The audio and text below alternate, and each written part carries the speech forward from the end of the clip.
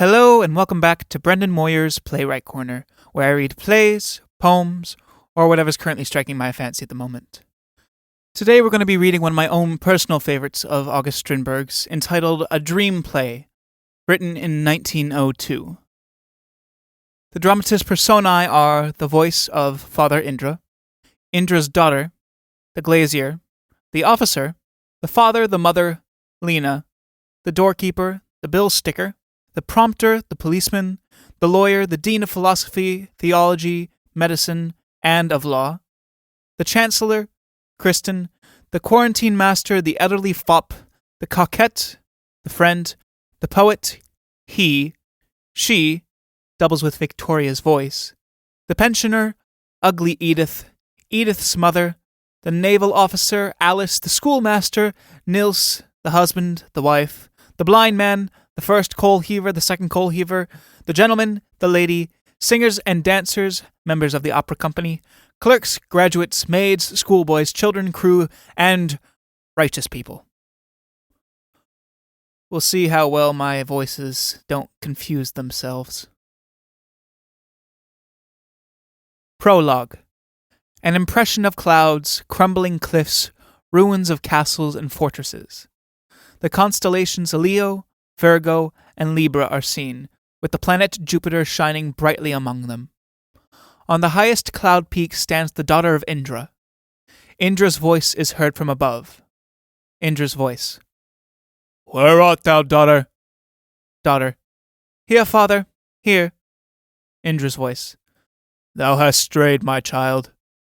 Take heed, thou sinkest. How camest thou here? Daughter. Born on the cloud, I followed the lightning's blazing trail from the ethereal heights. But the cloud sank, and still is falling. Tell me, great Father Indra, to what region am I come?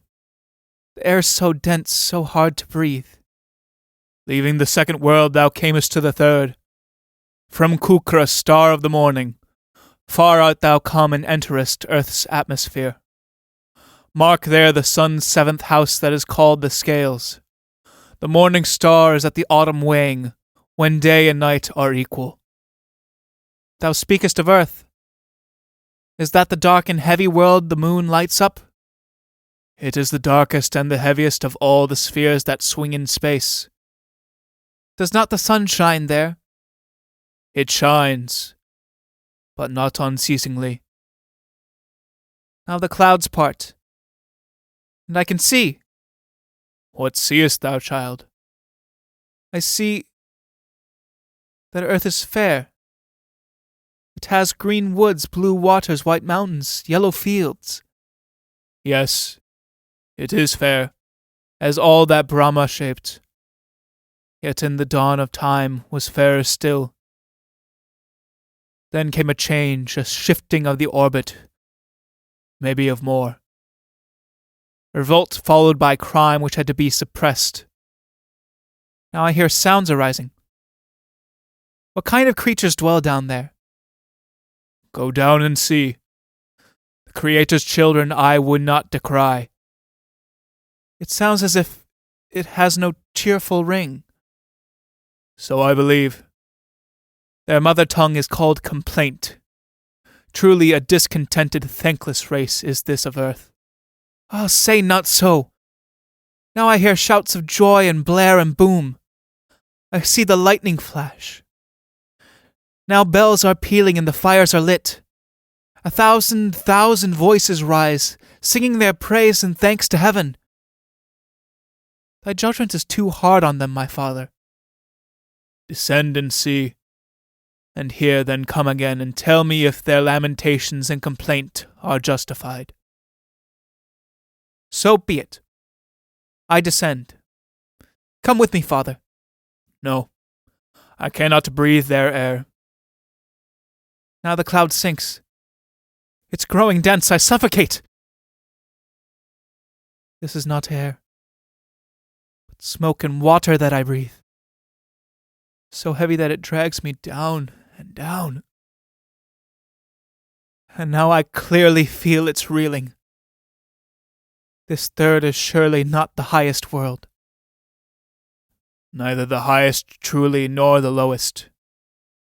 It is called dust, and whirls with all the rest. So at times its people, struck with dizziness, live on the borderline of folly and insanity. Courage, my child, for this is but a test. Daughter, on her knees as the cloud descends. I am sinking. The curtain rises on the growing castle. The background shows a forest of giant hollyhocks in bloom. White, pink, cinnamon, sulphur yellow, and violet. Above this rises the gilded roof of a castle with a flower bud crowning its summit. Under the walls of the castle lie heaps of straw and stable muck. On each side of the stage are stylized representations of interiors, architecture, and landscape which remain unchanged throughout the play. The glazier and the daughter enter together. Daughter, the castle keeps on growing up out of the earth. Do you see how it has grown since last year? Glazier to himself. I've never seen that castle before. And I've never heard of a castle growing, but... To daughter with conviction. Yes. It's grown 6 feet, but that's because they've manured it. And if you look carefully, you'll see it's put on a wing on the sunny side. Ought it not to bloom soon? We are already halfway through the summer. Don't you see the flower up there? Yes, I see it. Father, tell me something. Why do flowers grow out of dirt? They don't like the dirt, so they shoot up as fast as they can into the light, to blossom and die. Do you know who lives in the castle? I used to know, but I've forgotten. I believe there is a prisoner inside waiting for me to set him free. What will you get if you do? One does not bargain about what one has to do. Let us go into the castle. Very well, we will. They go towards the background, which slowly vanishes to the sides, disclosing a simple bare room with a table and a few chairs. A screen cuts the stage in two, the other half unlighted. A young officer in an unconventional modern uniform sits rocking his chair and striking the table with his sword. The daughter and the glazier enter. She goes to the officer and gently takes the sword from his hands. No, you mustn't do that. Officer, please, Agnes, let me keep my sword. But you are cutting the table to pieces. To the glazier. Father, you go down to the harness room and put in that window pane. We will meet later. Exit glazier. You are a prisoner in your own room. I have come to set you free. I have been waiting for this, but I wasn't sure you would want to. The castle is strong. It has 7 walls, but it shall be done. Do you want to be set free or not? To tell the truth, I don't know. Either way, I'll suffer. Every joy has to be paid for twice over with sorrow. It's wretched here, but I'd have to endure 3 times the agony for the joys of freedom. Agnes, I'll bear it if only I may see you. What do you see in me? The beautiful, which is the harmony of the universe. There are lines in your form which I have only found in the movements of the stars, in the melody of strings and the vibrations of light. You are a child of heaven. So are you. Why do I have to groom horses, clean stables, and have the muck removed? So that you may long to get away. I do. But it's so hard to pull oneself out of it all. It is one's duty to seek freedom in the light. Duty? Life has not done its duty by me. You feel wronged by life? Yes. It has been unjust. Voices are now heard from behind the dividing screen, which is drawn aside as the lights go up on the other set. A homely living room. The officer and the daughter stand watching, gestures and expression held. The mother, an invalid, sits at a table. In front of her is a lighted candle, which from time to time she trims with snuffers. On the table are piles of new underclothing, which she is marking with a quill pen. Beyond is a brown cupboard. The father brings her a silk shawl. Father, gently. I have brought you this. Mother, what use is a silk shawl to me, my dear, when I am going to die so soon? You believe what the doctor says? What he says, too. But most of all, I believe the voice that speaks within me. Father, sorrowfully. Then it really is Crave. And you are thinking of your children, first and last. They were my life, my justification, my happiness, and my sorrow. Christina, forgive me. For everything. For what? Oh, my dear, forgive me. We have both hurt each other. Why, we don't know. We could not do otherwise. However, here's the children's new linen. See that they change twice a week, on Wednesdays and Sundays, and that Louisa washes them all over. Are you going out? I have to go to the school at 11. Before you go, ask Alfred to come. Father, pointing to the officer. My sight must be going too. Yes, it's getting so dark. Snuffs candle. Alfred, come. The father goes out through the middle of the wall, nodding goodbye. The officer moves forward to the mother. Mother. Who is that girl? Officer, whispering. It's Agnes. Oh, is it Agnes? Do you know what they're saying? That she is the daughter of the god Indra, who begged to come down to earth so as to know what it is really like for human beings. But don't say anything. She is a child of the gods. Mother, raising her voice. Alfred, my son, I shall soon be leaving you, and your brothers and sisters. I want to say one thing, for you to remember all your life. What is it, Mother? Only one thing. Never quarrel with God. What do you mean, Mother? You must not go on feeling that you have been wronged by life. But I've been treated so unjustly. You're still harping on the time you were unjustly punished for taking that money which was afterwards found? Yes. That piece of injustice gave a twist to the whole of my life. I see. Well, now, you just go over to that cupboard so you know about that. The Swiss Family Robinson, which don't say any more. Which your brother was punished for. When it was you who had torn it to pieces and hidden it. Think of that cupboard still being there after 20 years. We have moved so many times and my mother died 10 years ago. Yes? What of it? You're always questioning everything, and so spoiling the best of life for yourself. Ah, here's Lena. Enter Lena. Thank you very much all the same, ma'am, but I can't go to the christening. Why not, child? I've got nothing to wear. You can borrow this shawl of mine. Oh, no, ma'am, you're very kind, but that would never do. I can't see why not. I shan't be going to any more parties. Officer, what will father say? After all, it's a present from him. What small minds. Father, putting his head in. Are you going to lend my present to the maid? Don't talk like that. Remember, I was in service once myself. Why should you hurt an innocent girl? Why should you hurt me, your husband?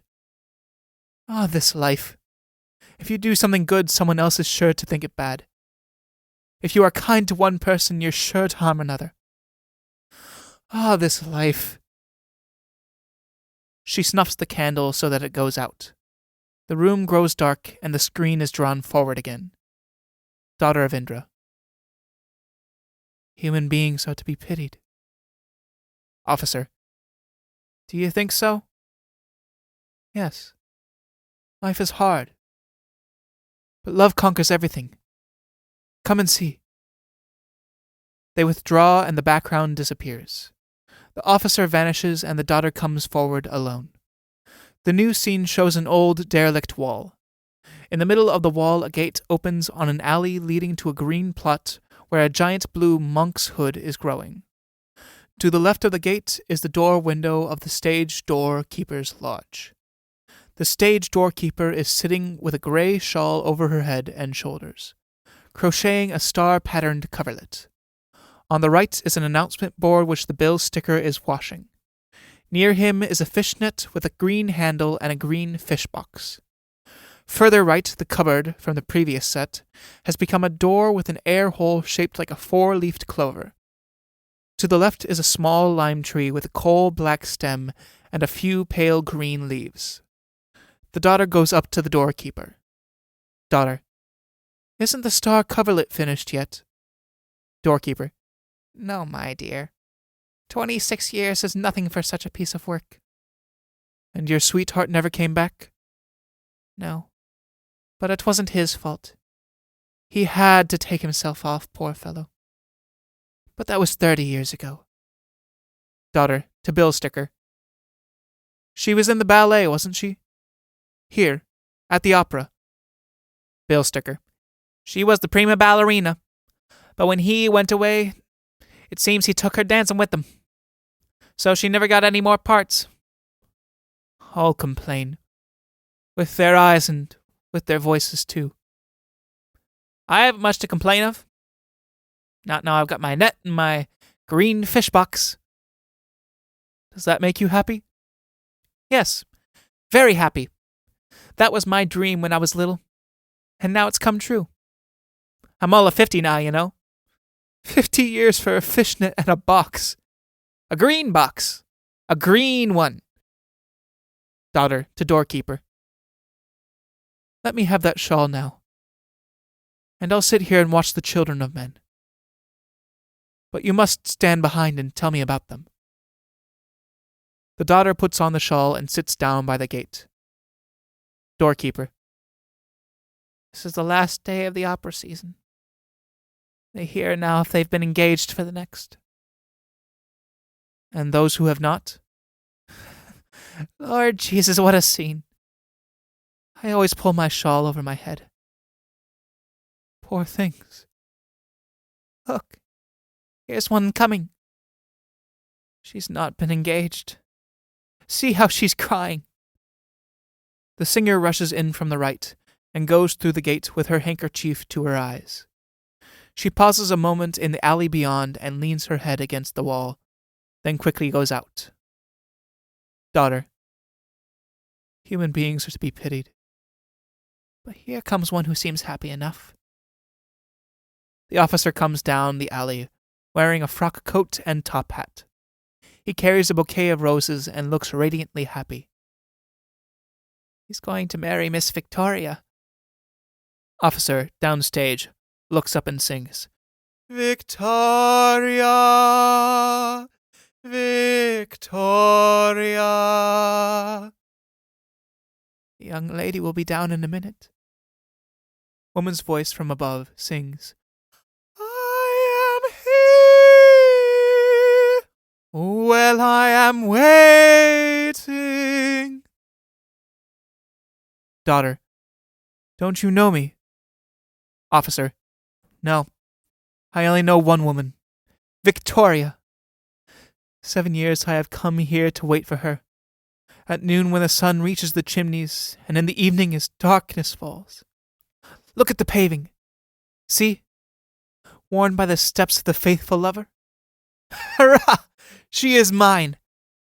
Victoria!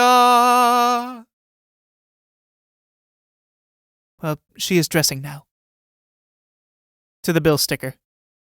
Ah, a fishnet, I see. Everyone here at the opera is crazy about fishnets. Or rather about fish. Dumb fish. Because they cannot sing. What does a thing like that cost? Bill sticker. It's rather dear. Victoria! Shakes the lime tree. Look! It's budding again. For the 8th time. Victoria. Now she's doing her hair. To daughter. Madam, kindly allow me to go up and fetch my bride. Doorkeeper. Nobody's to go on the stage. Officer. 7 years I've walked up and down here. 7 times 365, I make 2,555. Stops and pokes the door with the clover-shaped hole. Then this door I've seen 2,555 times, and I still don't know where it leads to. And this clover leaf to let in the light. Who does it let the light in for? Is anyone inside? Does anybody live there? Doorkeeper. I don't know. I've never seen it open. It looks like a larder door I saw when I was 4 years old, when I went out one Sunday afternoon with the maid, to see another family and other maids. But I only got as far as the kitchen, where I sat between the water barrel and the salt tub. I've seen so many kitchens in my time, and the larders are always in the passage, with round holes and a clover leaf in the door. But the opera can't have a larder as it hasn't got a kitchen. Victoria. To daughter. Excuse me, madam. She can't leave by any other way, can she? Doorkeeper. No, there is no other way. Good. Then I'm bound to meet her. Members of the opera company swarm out of the building, scrutinized by the officer. They go out by the gate. She's sure to come. To daughter. Madam, that blue monk's hood over there. I saw it when I was a child. Is it the same one? I remember it in a rectory garden when I was 7, with 2 doves, blue doves, under the hood. Then a bee came and went into the hood, and I thought, now I've got you. So I grabbed the flower. But the bee stung through it, and I burst into tears. However, the rector's wife came and put moist earth on it. And then we had wild strawberries and milk for supper. I believe it is growing dark already. Where are you off to, Bill Sticker? Bill Sticker. Home to my supper! Exit with fishnet and box. Officer, rubbing his eyes. Supper? At this time of day? To daughter. Excuse me. May I just step inside a moment and telephone to the growing castle? Daughter. What do you want to say to them? I want to tell the glazier to put in the double windows. It will be winter soon, and I'm so dreadfully cold. The officer goes into the doorkeeper's lodge. Daughter. Who is Miss Victoria? Doorkeeper. She is his love. A true answer. What she is to us or others doesn't matter to him. Only what she is to him. That's what she is. It grows dark suddenly. Doorkeeper, lighting the lantern. Dusk falls quickly today. To the gods a year is as a minute, while to human beings a minute may be as long as a year. The officer comes out again. He looks shabbier, and the roses are withered. Hasn't she come yet? No. She's sure to come. She'll come. Paces up and down. But all the same, perhaps it would be wiser to cancel that luncheon, as it's now evening. Yes, that's what I'll do. Goes in and telephones. Doorkeeper to daughter. May I have my shawl now? No, my friend. You rest and I'll take your place. Because I want to know about human beings and life. To find out if it really is as hard as they say. But you don't get any sleep on this job. Never any sleep, night or day. No sleep at night? Well, if you can get any with the bell wire on your arm, because the night watchmen go up on the stage and are changed every 3 hours. That must be torture. So you think. But we others are glad enough to get such a job. If you knew how much I'm envied. Envied? Does one envy the tortured? Yes. But I'll tell you what's worse. The night watching and drudgery and draughts and cold and damp. That's having to listen, as I do, to all their tales of woe. They all come to me. Why? Perhaps they read in my wrinkles the runes of suffering. And that makes them talk. In that shawl, my dear, 30 years of torments hidden. My own and others. That's why it is so heavy and stings like nettles. Wear it if you like. When it gets too heavy, call me, and I'll come relieve you of it. Goodbye. What you can bear, surely I can. We shall see. But be kind to my young friends, and put up with their complaining. The doorkeeper disappears down the alley. The stage is blacked out. When light returns, the lime tree is bare.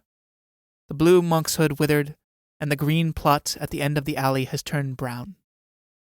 The officer enters. His hair is grey, and he has a grey beard. His clothes are ragged, his collar soiled and limp. He still carries the bouquet of roses, but the petals have dropped. Officer, wandering round. By all the signs, summer is over and autumn at hand. I can tell that by the lime tree and the monkshood. Pacing. But autumn is my spring. For then the theater opens again. And then she is bound to come. To daughter. Dear lady, may I sit on this chair for a while? Do, my friend. I can stand. Officer, sitting. If only I could sleep a little. It would be better. He falls asleep for a moment, then starts up and begins walking again. He stops by the cloverleaf door and pokes it. Officer. This door. It gives me no peace. What is there behind it? Something must be.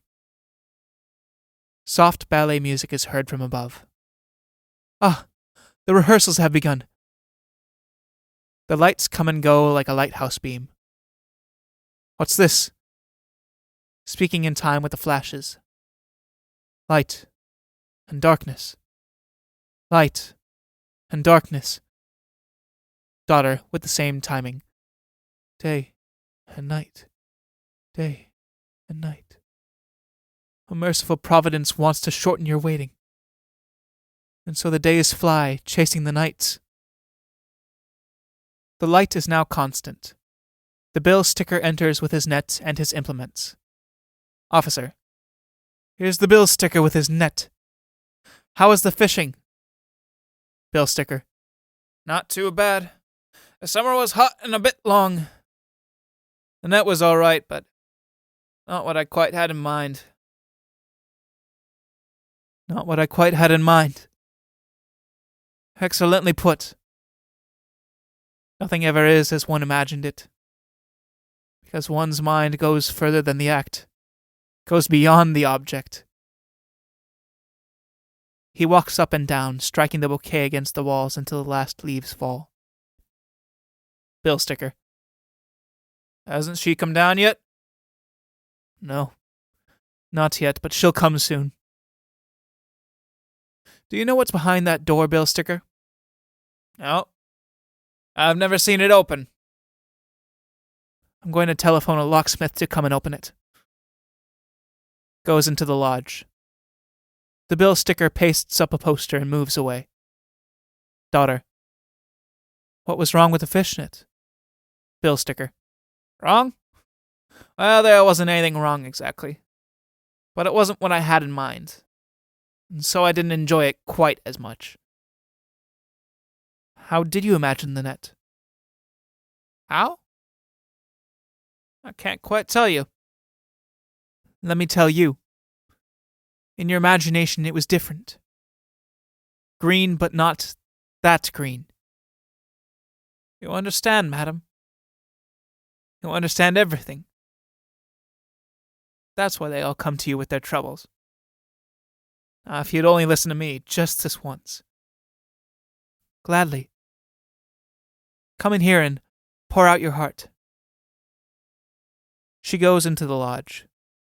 The bill sticker stays outside and talks to her through the window. The stage is blacked out again. Then gradually the lights go up. The lime tree is in leaf, the monk's hood in bloom. The sun shines on the greenery at the end of the alley. The bill sticker is still at the window, and the daughter can be seen inside. The officer enters from the lodge. He is old and white-haired. His clothes and shoes are in rags. He carries the stems of the bouquet. He totters backwards and forwards slowly like a very old man and reads the poster. A ballet girl comes out of the theater. Officer. Has Miss Victoria gone? Ballet girl. No, she hasn't. Officer. Then I'll wait. Will she come soon? Ballet girl, gravely. Yes. She's sure to. Don't go. And you'll be able to see what's behind that door. I've sent for the locksmith. That will be really interesting to see this door opened. The door and the growing castle. Do you know the growing castle? Do I? Wasn't I imprisoned there? Really, was that you? But why do they have so many horses there? It was a stable castle, you see. How silly of me not to have thought of that. Moves towards the lodge. A chorus girl comes out of the theater. Officer. Has Miss Victoria gone? Chorus girl, gravely. No, she hasn't gone. She never goes. That's because she loves me. No, you mustn't go before the locksmith comes. He's going to open this door. Oh, is the door going to be opened? Really? What fun! I just want to ask the doorkeeper something. She joins the bill sticker at the window. The prompter comes out of the theater. Has Miss Victoria gone? Prompter. Not as far as I know. There you are. Didn't I say she was waiting for me? No, don't go. The door is going to be opened. Prompter. Which door? Is there more than one door? Oh, I see. The one with the clover leaf. Of course I'll stay. I just want to have a few words with the doorkeeper. He joins the group at the window. They all speak in turn to the daughter. The glazier comes through the gate. Officer. Are you a locksmith? Glazier. Nah, the locksmith at company. But a glazier's just as good. Officer. Yes, indeed. Indeed. But, have you brought your diamond with you? Of course. A glazier without a diamond, what good would that be? None. Let's get to work, then. He claps his hands. All group themselves in a circle around the door. Male chorus in costumes of Die Meistersinger and girl dancers from Aida come out of the theater and join them. Locksmith, or glazier, do your duty. The glazier goes towards the door holding out his diamond. A moment such as this does not recur often in a lifetime. Therefore, my good friends, I beg you to reflect seriously upon... During the last words, the policeman has entered by the gate. Policeman. In the name of the law, I forbid the opening of this door. Oh God, what a fuss there is whenever one wants to do anything new and great. Well, we shall take proceedings. To the lawyers, then, and we will see if the law holds good. To the lawyer,